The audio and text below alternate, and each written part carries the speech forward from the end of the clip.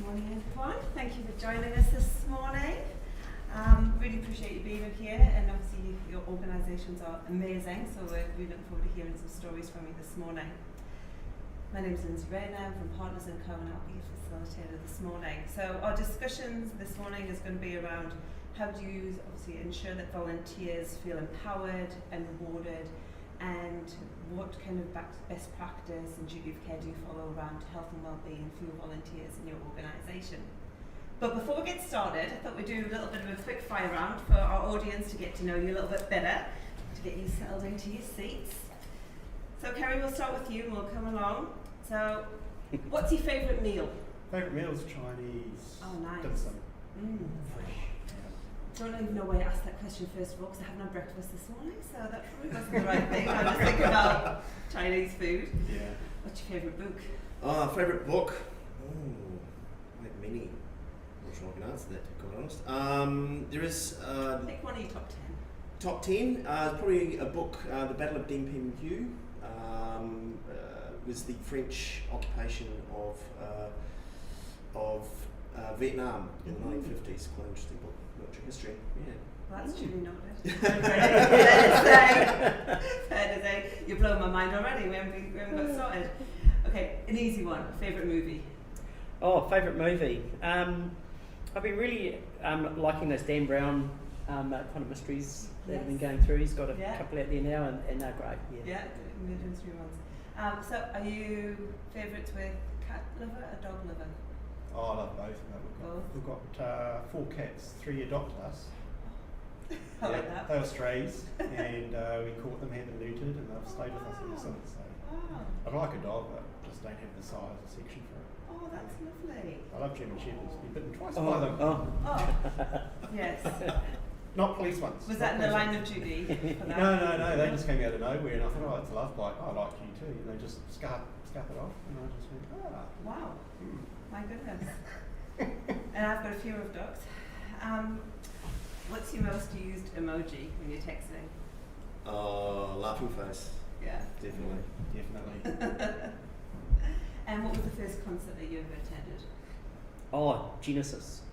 Oh. Yes.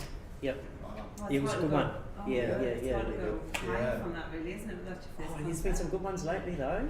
You know, U2 and there's been some good ones. 660. Yeah, 660's another one. Come on, Fleetwood Mac. Oh, Yeah. Yep. Love it. Yeah. Love it. All right, so I thought next we'd do some intros. So if you can just tell the audience who you are, your role in your organisation, about your organisation, and a little bit around your kind of mission and purpose would be amazing. Who'd like to start? Well, I can start. I'll start this time. Okay. No problem at all. So my name's Allan Mundy.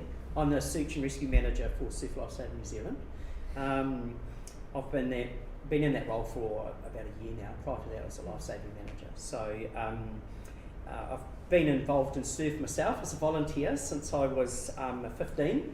So it's a few years now. I know it'd be hard to tell, but it is a few years. We've got around about 4,500 lifeguards in the country who are active. So they actually patrol the beach. But as an organisation, we're around 19,000. Wow. Because we had our nippers. We also have a competition side, and the nippers will be our biggest body. Right. Okay, but What once age group are the so nippers? they can start as early as 4, and we bring them up to 14. When they're 12, we actually start them in a cadets program, which is teaching them how to be lifeguards, and that really gets them hooked. You know, every kid wants to be a fireman or a policeman, so we hook them in as lifeguards, and then they train as full lifeguards at 14, and so from there we then move them up. For search and rescue, they have to be minimum age of 18 for obvious reasons, and that's part of that wellbeing that we're discussing today. So that's our organisation. It's pretty multifaceted, and it's a very inclusive kind of family orientated. We do focus a lot on socialising, within reason, but it's all part of it. It's a little bit like a Hill Street Blues cop shop, everybody's in it together, so that's us. Yeah. We have 53 paid employees, and so our role is to support all those volunteers and the volunteer leaders to basically do what they need to do. That might be anything from learning how to coach these little wee ones, all the way up to how to run a marine search and rescue exercise. So there's a heck of a lot of work we put into the education with our people, and that's primarily what those 53 people are doing. And then we've got operational managers like myself and the life-saving manager who we're really focused on the craft, you know, the pedagogy of saving lives and making sure that our people, again, are safe and supported. And if things don't go to plan, and unfortunately, especially in SAR, we are the ambulance well at the bottom of the cliff, and so we need to support our people through that if we do have a negative outcome, which is quite often, I suppose, and that's just the nature of the beast that we are. I look forward to talking more about how you do support your people. Certainly. Well, we'll move on and we'll get more interjections. So I'm Russell Christian. I'm here representing Tauranga Land Search and Rescue. So Land Search and Rescue supports New Zealand Police in the search for missing people. Can be anything from missing child, dementia sufferer on an urban search, up to hikers, hunters, people who've got lost and or injured. So there are 60 groups nationally, approximately 3,500 volunteers. Here in Tauranga we have about 42 volunteers. We roughly in Tauranga do about 18 to 24 searches a year. I had a quick look last night, we've done sort of about 10 so far this year. The team is split up into an incident management team which operates out of the Tauranga Police Station. They do all our planning and logistics. We are actually looking for more people at the moment for that, so if you've got an IT background or like solving puzzles, come and see me later. Then the rest of the group, we have operational tracking team, operational search dog team, operational field members, containment team members, and then we also have an affiliated group of guys from the amateur radio and electrical communications group who handle all of our radio comms as well. So yeah, that's what we do. So our guys are a mixed bag of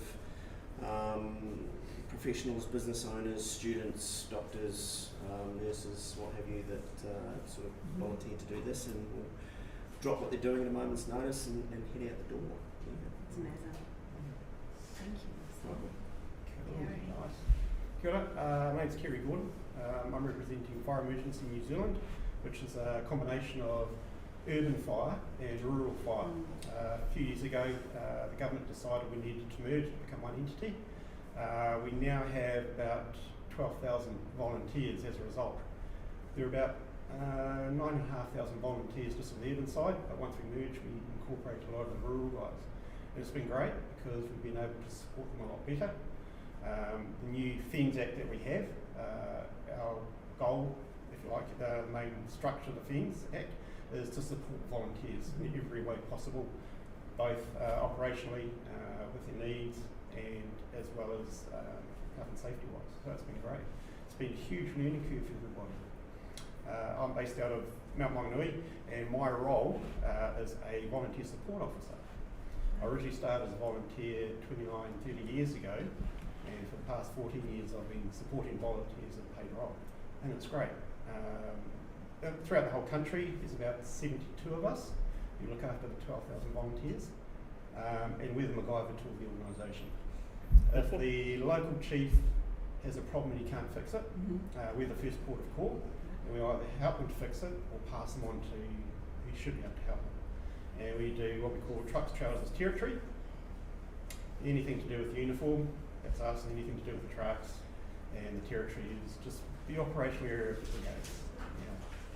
And my area of responsibility at the moment is Tauranga down to Makatu, which is 6 brigades. It's fantastic. Every day is different. And then after hours, I will look after from Waihi all the way down to Waihau Bay. So if there's a big job on, then myself or my other 3 partners in this area will go down and support their needs. It's fantastic. Every day is different. And for me, the joy is being able to sell ice to the volunteers. The national organisation has this great big idea that they want the volunteers to do, and coming from the volunteer background, I look at it and go, it doesn't work. However, if I model it this way and introduce it, it does work. And that's what volunteer support officers are all about. Yeah. It's been able to help the volunteers transition from the big stuff into what's actually usable, manageable, and can be achieved. Yeah. And I love it. It's actually fantastic. Oh, that's awesome. And it just goes to show how much you appreciate and also rely on volunteers within your organisations. When you've just been talking about the numbers there, from peer employees to volunteers and the work that they do, you would have an organisation without people volunteering hands down. Yeah. Right? So that's how it's so important to you guys to look after your volunteers, to have the right training for them, and also because you want them to be part of your family long term, not just a snippet and then move away from Yeah, that as well. I think you could even flip it.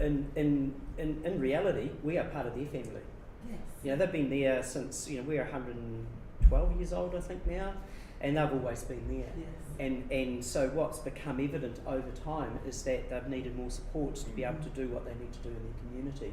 And you know, when we often get asked to go into communities and facilitate setting up water safety systems, and that might mean anything from a sign to a big full-blown surf club. Now, we can't do that without the volunteers. They're the first point of call, and they really are our organisation.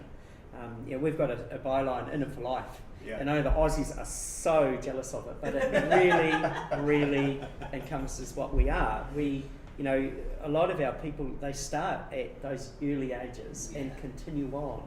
And I think that's the backbone of our organisation, is the fact that we are volunteer led, because our board are all volunteers, and we're just administered by the managers.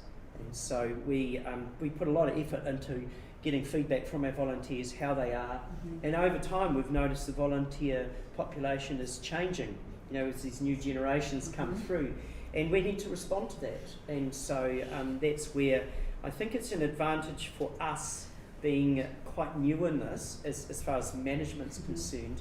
We are still very reliant on those volunteers of giving us the key information that we need to continue our business. I loved how you described that as being you're part of their family. I think that's really quite amazing. I don't know if you've been watching on Apple TV the documentary that Prince Harry and Oprah Winfrey have put together. It's amazing. It's the me you can't see, and it's all around mental health and well-being. And one of the individuals that they have on their programme is Zach Williams, son of Robin Williams, and he talks really passionately about how he had to hone into himself in the grieving process to grieve privately, to have that time for himself. But what he really threw himself into and absolutely loved it was volunteering. He said it was a great outlet for him to get back into the community, to be around people who have the same passion, who want to give, be part of the same mission and purpose. And he's on a few boards now doing this, and he absolutely loves it. So do you find when you've got volunteers coming into your organisation whereby they found their purpose and passion through not necessarily being a lifesaver, and not necessarily being search and rescue per se, but they found it through another outlet? And how do you manage and how do you we kind of get to support them? You encourage them, and it's really good for us. Is that we're one great big family, and we get new people coming in, and generally the chief or one of the senior officers or even some of their peers will say, "Oh, this person's got a lot of, they've got a lot of good points and attitude, and they've got everything that will make it." So they encourage them, and even people in my role, we see people in these brigades and say, "Oh, that person, they need more support because they've actually got a lot of promise." And we tend to find, like you guys do, that New Zealand's reliant on volunteers. We are heavily reliant on volunteers, and people stay in for life. They start as a young cadet, and then they become full members, and then next thing you know, 15 years, 20 years, or even 30 years, some have done 50 years. It's amazing. Because it's that whole family, and it's the support network that's around it that encourages them. And we've had brigades that have gone, we're like Manatee Brigade, but we're actually the Dobson Brigade, because there was a lot of Dobsons in the brigade pretty much from year one. Yeah. And now there's a new family coming in, and that's the generation of new people coming in, and as an organisation, how we can encourage them to stay and change, because we've gone from the XY generation, which we finally figured out, to what are we up to, the double A's, and it's like the here and now, and it's like, all right, we need to do something with it. And how are you doing that? How are you navigating with new generations coming through and bringing them in? So obviously they're going to have family members potentially that, like you just said, Dobsons that have been part of it for years and years. But for those who haven't been, their families, because we have people come to the country all the time, not necessarily right now, but I'm from Newcastle, so I don't have any friends, family per se when I first moved here from my husband. So you're getting people that are coming into this new country and wanting to find friends, and volunteering is obviously a great way of finding their family. So what do you do to support and I suppose entice people into joining you and the training that you give them as well? Yeah, that's a real challenge in that we've certainly been looking inside in the last probably 18 months, 2 years. The Volunteer New Zealand report that came out was really insightful, because it really showed the fabric of who we are, and what it did do is it indicated that we can open our doors a lot more, and so we're going through that process at the moment. I mean, it's pretty we're a white middle class organisation, and that doesn't reflect all our communities. And if we have a look at the drowning stats, that's not reflected in the drowning stats. So we're putting a lot of work at the moment into engaging with iwi, looking at Pacifica people, and asking them, how would you like us to engage? Because it's not good enough for us to say, this is how you come into our organisation, because we need to see it from their eyes. So you've actually got to get into the shoes of the people that you want within your community to find out what is it that makes it worthwhile for them. Yeah. And Russell and I were talking before, we struggle in the East Cape. But we've had probably 6-7 years now really good working relationships with one of the iwi down there, where we've gotten in, and what we found was that the locals at Hicks Bay weren't able to sustain the administrative side. So we've gone to Ngāti Porou who've come up and said, hey, we'll run all the business side of things if you just train our guys. Then we've gone and met with the guys, and what is it? And look, it's worked really well. Now they're some of our best lifeguards in the country, and they're proud young men, mostly at this stage. We want to get some more of the wahine involved, but it's a little step for us, and it's something that we're now looking at and seeing how can we go outside of Ngāti Porou to other hapu to say, hey, how can we engage with you? What is it you want from us to make it so that you can help your community? Right. So you've obviously created this new model which Totally. can be replicated Yeah. as similar around the country. That's great. Yeah, we've gone through all these stages. 1910 when we started up, drowning was considered a New Zealand disease, and we still have some of the highest drowning rates in the OECD. And back then it was the real, and then we went from there to the tube, and now we've gone IOBs, and you see more jet skis. So even though we're evolving all the time, we've also got to evolve with our people, and I think that's within our whole country, really. Great, that's great to share with everybody. What about yourselves, Russell? So we get a lot of people who are obviously interested in the outdoors come through. There is a youth search and rescue group that train youth in the outdoors, and that does feed through into search and rescue.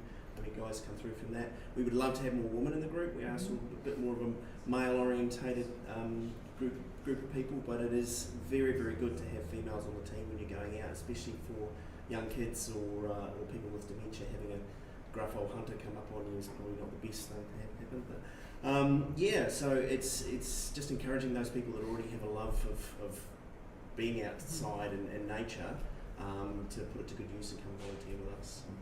Yeah. And so how do you train your volunteers so people who love the outdoors, got a passion for it, haven't done anything for search and rescue or anything like that before? So what kind of training do they get? So we do an introduction. We'll take them on an overnighter up into the bush and just see what basic skills they've got. Then after that we do training. There's 3 basic courses that they need to pass in order to become operational. One's a basic tracking course, one's a search techniques course, which is basically an overview of how we do everything, and then obviously first aid course. And once they've done that, they can then become operational. Depending on what jobs we have on, they may come along as a participant, just sit in the back and observe what's going on, sort of on-the-job training. Yes. And from then on, it's training. We do training once a month, and then there's other training pathways, depending on how they want to specialise within the group. If they want to start tracking, more urban searching, ropes courses, etc., just goes on from there. So. Wow, it's really intense. It's Yeah. great, yeah. So when we look at our mental well-being and mental health of our volunteers, obviously a whole organisation, but if we actually focus on our volunteers today, what kind of specific training do you give when it comes to the difficult situations that they might come across as part of their volunteering duties? And what do you do afterwards as kind of debriefing and following up with those individuals to make sure that they're feeling mentally well after an event? So when the volunteers join us, and we encourage everybody from any religions, all genders. To be honest, same thing. We love having the women in the brigade because they settle that maleness down, and it's amazing just how quickly a woman can defuse a simple situation just by being there. And also they bring that little bit more Kerry, which rubs off on the guys. And so when it comes to the training side of it, a lot of our volunteers train on station. They learn about what goes on. They don't do any ride-alongs and such. It's all about learning what happens. When they're ready to take the step, they're signed on. We give them pay for their medical, full medical. The organisation pays for that. If they have to travel, we'll pay for the travel for them to go and do that. Once that's come back, we'll say, right, we've done all this training, we've got some books to sign off, and then they'll go and do a 7-day recruit course at National Training Centre here in Rotorua, or else down at Christchurch, Auckland, or even Wellington, because we've got so many volunteers now coming into the system that our National Training Centre can't keep up. So it's very good in that we can spread them out because they're staying within their own territories. And on that 7 days, they just hone their skills. When it comes to the more difficult stuff, they come back on station and then they start riding the truck and then go into medical calls, into fires, and we monitor Tuesday nights or whenever the training night is. They cover health and safety quite a bit in terms of, right, this is what happens, this is how we can work through it. We've got a model which we started years ago, critical incident stress, and it was a good learning one about what we do, all the organisations, is normal people doing an abnormal role. And we ourselves in fire service lost a lot of good people because there was no mechanisms in place on how to defuse, bring them back down to normality as close as we could get, or even go and get them help. Fence has really picked that up and really charged ahead. We've got so much in terms of mental health and well-being. We have one-on-one debriefs, the crews debrief, the brigades debrief. Any of the members are made aware, and there's posters galore. There's lots of information on stations, and if you need help, it's there. It's confidential, it's free, you make the call. And we encourage people to do that. Even brigade members, they'll say, oh, Charlie over here, he's just not the same, he's doing things out of whack. Charlie, what's wrong? Let's go and have come around for a coffee. All right, have you thought of?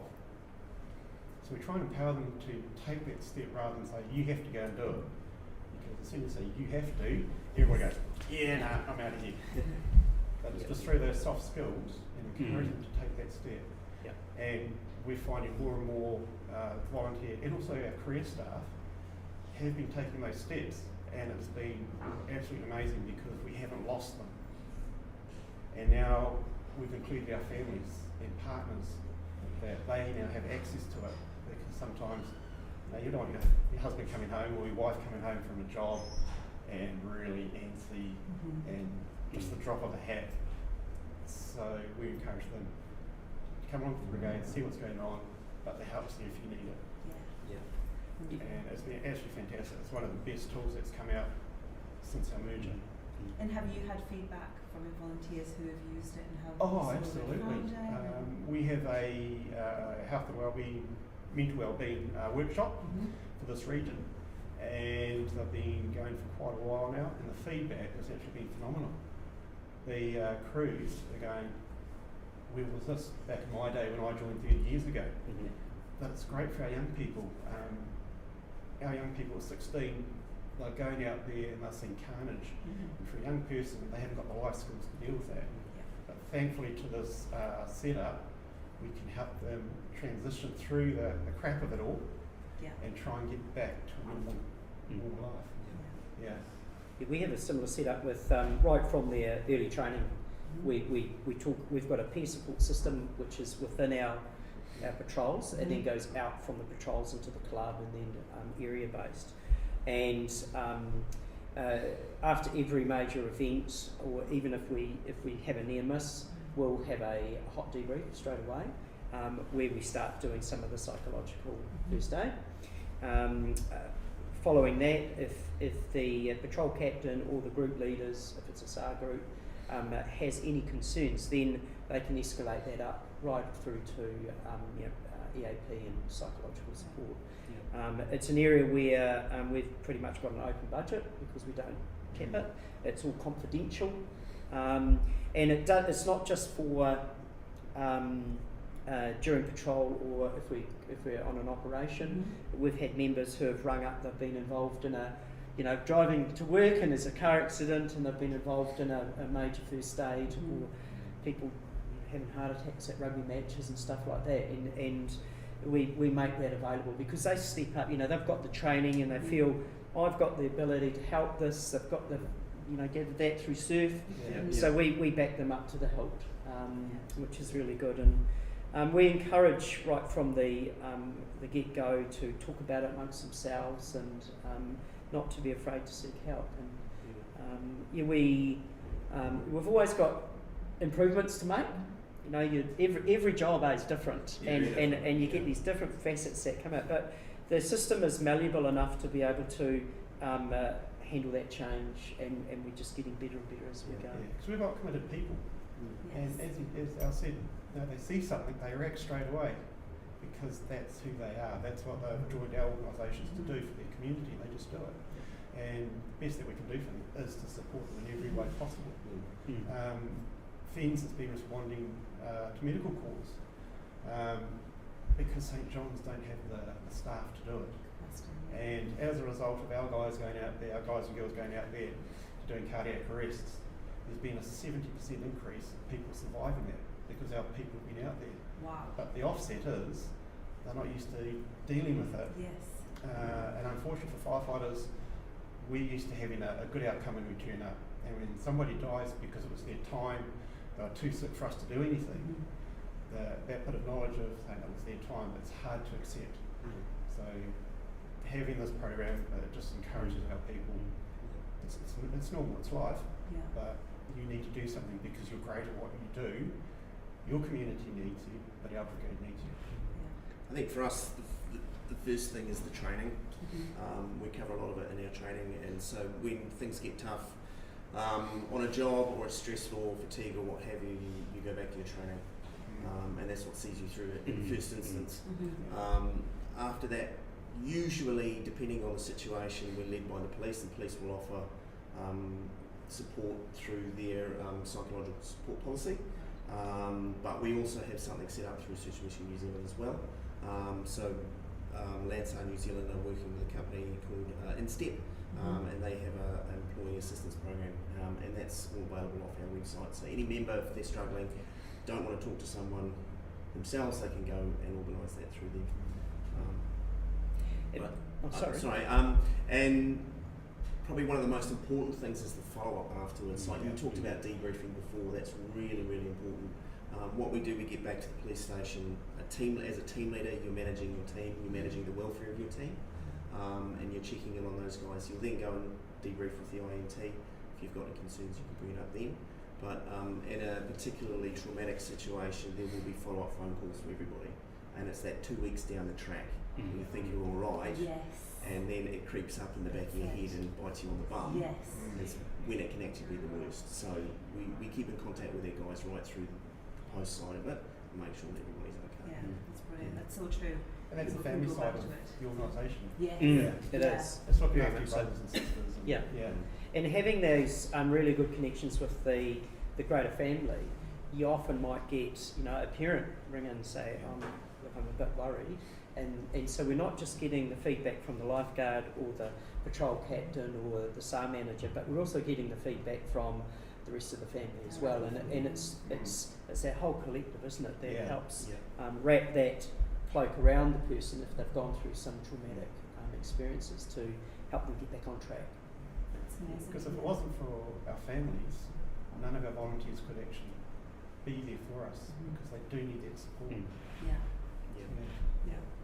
I love how you describe the duty of care, what you do for your volunteers and your people in general, but the flow and effect from that, whether they're on duty or not, their duty of care is always there. It's inside them from what they've been, from their learning, their training, being part of the family. It just extends. It doesn't stop with your organisation. Clearly, it keeps going. It's like these times with COVID-19, work for some people, family issues, the whole lot. It all affects our volunteers, and through what we now have, it means that we can actually support them better. They don't get left out to dry to figure it yourself. This is big stuff, and they really need to talk to people, and they slowly getting the understanding that it's not just about the job, the training, it's the whole lot. It's life in general. If you need to talk. Yeah. And of course, there's difficult situations in their jobs at times that they would see, and that's where all the training and the support comes in for the mental health and well-being. But equally, you get great outcomes as well. So if we look about the little boy who went, he was only 2.5, wasn't he? He went in a little wonder. He did. Had an adventure. Overnight in the forest.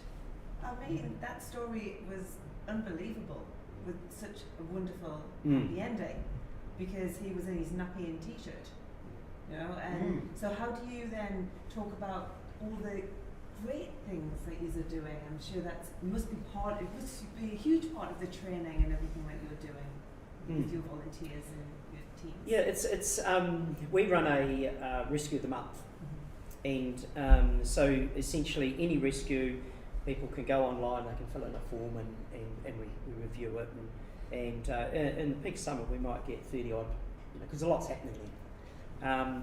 But it's a lot of our volunteers are so humble. It's like getting blood out of the stone.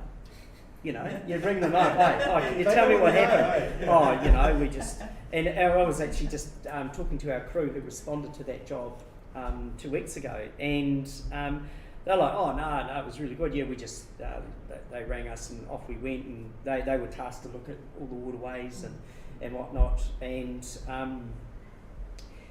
out of that conversation, it became quite evident that 2 of the respondents had young kids in the family. And even though it was a successful outcome, you still have to be very cognitive of, my wife calls me Marlin. Nemo. Yeah. Marlin is always going, don't go over the edge, because you see all the stuff happening. So it's your wife story. Yeah, exactly. Yeah. So, and that's the thing with people in our industry, you can see, even though it's a near miss, you can see the next step. And so being aware of that, you still have to be on your guard to support these people, because they might go, well, he was all right, but, and they get hypersensitive. And it's that hypersensitivity which is the first step, isn't it, to someone starting to get a little bit too wound up. Yeah. And that's where any of those big jobs, the near misses are actually just as important as unfortunately the ones where they do go at the end of the drop off. Yeah. So it's kind of a double-edged sword. It's really good to promote the good work that we do, because it does actually bring a lot of attention to the good stuff, and more volunteer people think, hey, I'd like to be part of that, which is really good. Yeah. But it's you'd have to be aware of the back end of it as well, because all those respondents have got family, and you just got to be aware of it. well. And as you said, people are humble. They just do it because I'm trained to do it, I enjoy doing it, don't need to be recognised for it or rewarded for it, because that's their reward, and I have to be the same. That's what I'm trained to do. My reward is that good outcome. And if you want to celebrate it, well, you go celebrate it, but I don't need to. And when somebody else celebrates it for you, you're going, you're all right then. And our guys are like that. They don't want to be fanfare or anything. This is just what we do. But sometimes they just go, all right, we'll just take it on the chin. But I didn't do it. It was everybody that was there. So I will accept it on everybody else's behalf. We just like to get on with it. It doesn't stop us doing it though.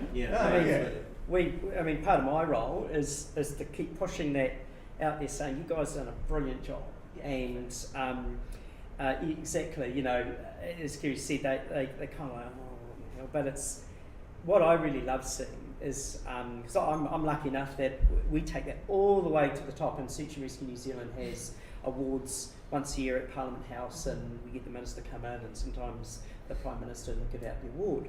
And actually, it's seeing the pride in the family. That's their reward, isn't it? There's the geezer up there who just did what he's trained to do, or what she's trained to do, and that's their fulfilment. But really seeing the family, that actually fills my bucket, and I know their bucket's being filled as well, and that's really cool. Absolutely is. And what about you, Russell? Our guys, hearing about the successes is what drives us, what makes us do what we do, and it's always a team effort.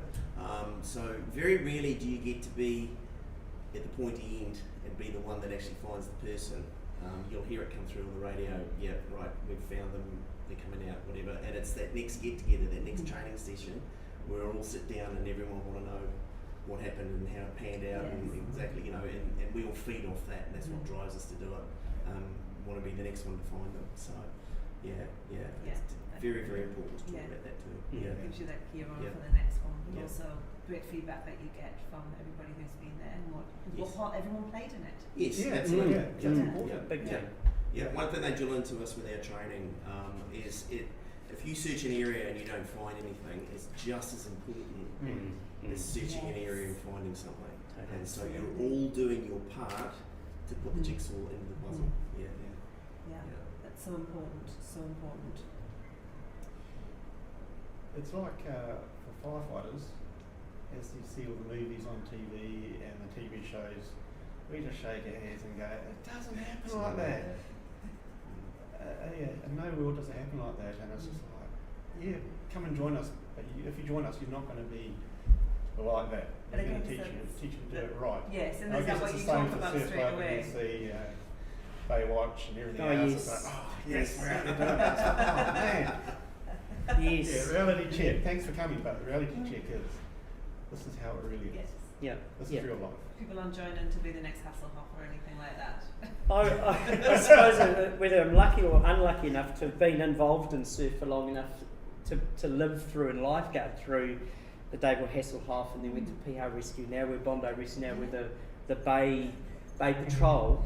And you do get people coming in with kind of rose-coloured lenses, and hey, whatever brings them in, we can turn them around, and we weren't able to turn too many of those Baywatch David Hasselhoffers around, but the others, people they come in and whatever brings them through the door.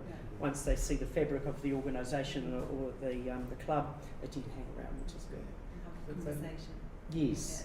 So it's that initial they've got the interest. Yes. So how can we mould them to this is the way it really goes in such a positive way that they stay. And I think that's one of the things that came out of that Volunteer New Zealand report, was they were able to indicate to us where we were missing those touch points. Yes. I mean, we had the touch point that can you swim, can you do this, can you do that? Great, excellent, jump in. But those other touch points, can you coordinate? Are you good at administration? Are you good at Facebook? Those types of things. They're all tools now that we really need to make our organisation thrive. So, the next 5 to 10 years is really exciting in our organisation, because we'll see a lot more diverse people coming in, and that brings a whole lot of other things, positive interactions which will change our organisation. But we have to evolve with our community, and that's just where we're at. Yeah. Make it stronger for it. So we talked about the numbers right at the beginning, so 4,500, 3,500 and 12,000. 12,000. Obviously you're always wanting to have new volunteers come and join your organisation. What is it that one thing that you would like to let people know that they would get from joining you? What would it be? It's another family. Mm-hmm. Yeah. I think that's pretty much it. And I mean, our brothers, Coast Guardies, we're seeing a lot of, some of the young people will be involved in an organisation where I surf, and they'll join a club, they still hang out. And a lot of, not a lot, there's a significant number of our older people are looking at their flash as big toys and going, oh, I might step onto a boat where I don't have to get wet.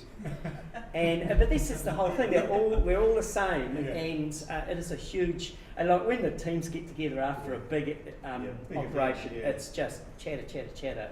And that's what's out there. It's like-minded people coming in and giving back, but they're not just giving back, they're giving people. And I think that's the key. Yeah, absolutely. Same for us too. And like you say, it's just that sense of achievement when you've put an operation together and found somebody or helped somebody or stopped something happening. And that like-minded family sort of orientated. When you go out looking for a kid, and I've got kids the same age, it's just, it can be heart-wrenching sometimes. Yeah. It's just, that you've been able to help somebody. It's really, really cool. But I think for us too, also, as you elaborated before, there's so much more to us than just guys that run off into the bush looking for people. We have this incident management team, we have people that do data entry and IT, and the planners, the logistics guys, that will sit there on a screen at a map and sort of plan where we need to go and put all the pieces together, the research, the interviewing, all that sort of stuff. It's all part of it. Yeah, everyone plays a part of it. Everyone plays a part. We're a bit more fortunate for our volunteers, or even for our career staff. We acknowledge goals at 3 years, 5 years, then every 2 years. And then 14 years is a big one, big milestone for people. We get a long service medal from the government, so it's quite huge. And then after that it's 25 years, which is, okay, it's a gold star, you're old as the hills. But we find people like, well, I'm part of that group now, it's the enjoyment of being part of the family and looking after the community. What we're finding is we've got lots of transferable skills that just arrive out of what we do, how we train, and it's a career option for people. They can join us as volunteers, and I encourage people to join the local volunteer fire brigade if you want to become a firefighter, because you get that big insight as to what it's really all about. We've had a number of good volunteers, really, really great volunteers, who have gone off and joined the career staff because they've enjoyed what they've done and they want to make it a permanent thing, because that's how much they enjoy it, and it's fantastic. We've had volunteers go off and join airport crash rescue, like here at Tauranga. I think 99.99% of the airport crew are volunteers. They've gone on to other organisations because they've just learned so much, they want to advance, and that's just fantastic. And it's those transferable skills that we're now looking at to the wider community, like the data entry people, the admin people, that we want to come in to do that on behalf of our chief or brigades. Because we're a dynamic organisation, we've grown so much that the weight of work now placed on volunteers is quite big. But if we can give it out to other people who want to join but don't want to get into the hot stuff, into the fires, this is ideal for them. And so we're on the look for anybody in any community who wants to come and join, because you're giving back to your community, but you're also helping the brigade in such a huge way. Wonderful to know. Yeah. It's really wonderful. Yeah. So I've got one final question for you all. So what is your one golden rule for your organisation to be successful with volunteers? Listen. That's it. Listen to them. Engage, open. It's got to be bottom up, and I say that just by numbers. really flip them around, but just listen, really listen and continue to engage with all the volunteers to find out what is it they need to do what they have to do in their community. Brilliant, brilliant. You obviously, you're both nodding your heads. Yeah, seeing absolutely. it. Yeah, honesty and openness with everything. Yeah, and you know, if you go out in a job and you screw up, you've got to own it. Mm. You know, because it's too important, and so that flows on with everything you do. Yeah. Yeah. Communication is huge for volunteers. Also, seeing it through from our managers. If they say they're going to do something, they need to do it, and that means so much to volunteers. Even for the regional commander, the area commander, just to turn up on a training night and say, hello, my name is. Yes. No, you're not into trouble, but I just come to say hello. Yeah. That can go a long way Yeah. just with our guys because, oh, who's our boss? Don't know. Oh, it's him. Hey, he's great. He talked to us, he listened, and he's followed through. That's better than getting a brand new truck or more toys because that says a lot about the person who's looking after them. If the person looking after them is honest, is full of integrity, and does it, hey, our guys are happy. Yeah. Thank you. Yeah. Thank you all for coming along today and sharing your stories, sharing with us, sharing with people who are looking to be volunteers.